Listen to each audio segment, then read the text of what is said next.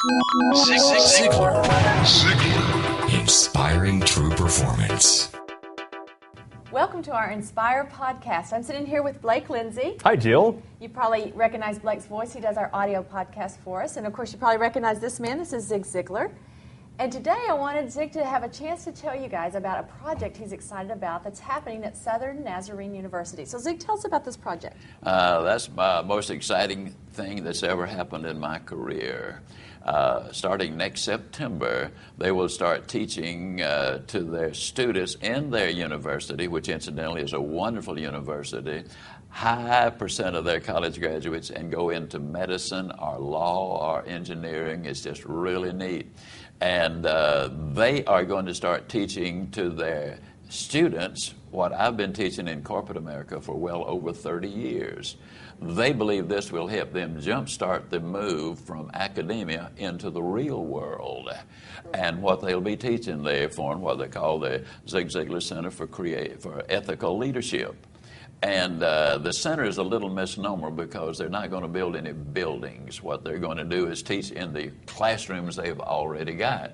But what they will be teaching is the same things that our founding fathers were founded on. They'll be teaching moral values, ethical leadership. They'll be teaching the truths of life. And the bottom line is these are the things that absolutely work.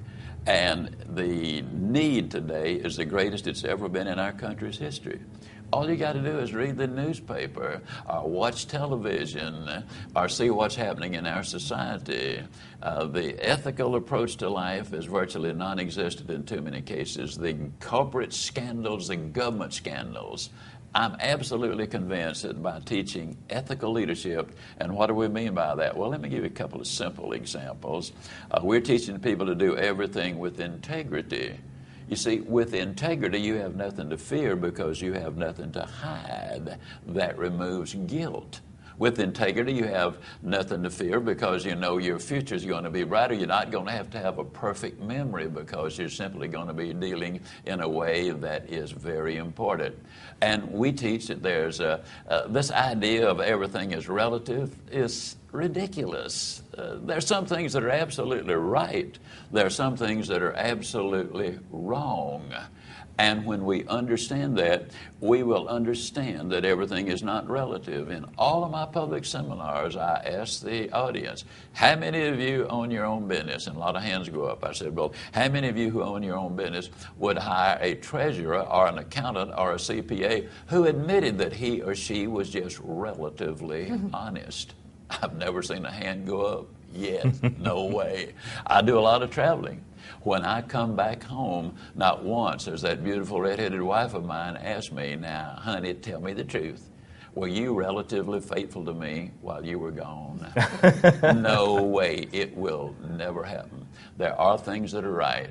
And what I'm getting at is when you teach those things, and you got to teach the students those things because a lot of them do not really understand the difference between right and wrong. They have been inundated with TV ads, a lot of false promises, here's the way to be happy, here's the way to be successful, own this car, get this particular thing, get that particular thing, that makes you happy. That's insane. Happiness and success does not come from what you have. It comes from who you are. You got to be before you can do. You've got to do before you can have. This ethical training is what our country desperately needs.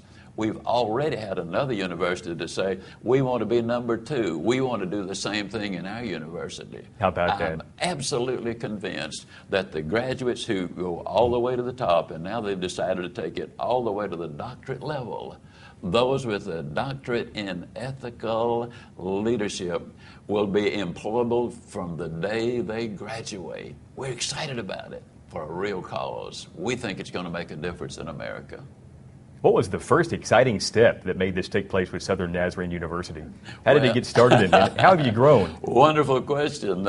Several years ago, when Dr. Lauren Gresham, who's the president now, was a basketball coach, a friend of his, Mike Ingram, gave him our inspirational program, and he, as the coach, used that to lead his team to the small college national basketball championship. Wow. And so they'd had some experience on the fact that this sort of thing does work. Absolutely. And Mike Ingram also found out it works, and he gives what we've been teaching credit for a lot of his financial success. So he made the opening donation, and it was a huge one to get all of this started. So yes, these principles work wherever you are. I was honored years ago. They gave me an honorary doctorate, which I'm very proud of. I'm curious to get your opinion on why do you think leadership has changed from, I don't know, maybe even your generation? I think basically what I've already hinted at, namely, is the fact that we no longer teach that some things are absolutely right and some things are absolutely wrong. We brought in the theory of evolution, which is absolutely ridiculous. It's caused more destruction than any other thing that's ever been imposed on any society. You know, Hitler and Stalin both used that as justification, you know, the survival of the fittest, and the inferior did not deserve to live. Well, the truth is, the DNA now clearly shows that Adam and Eve started it all.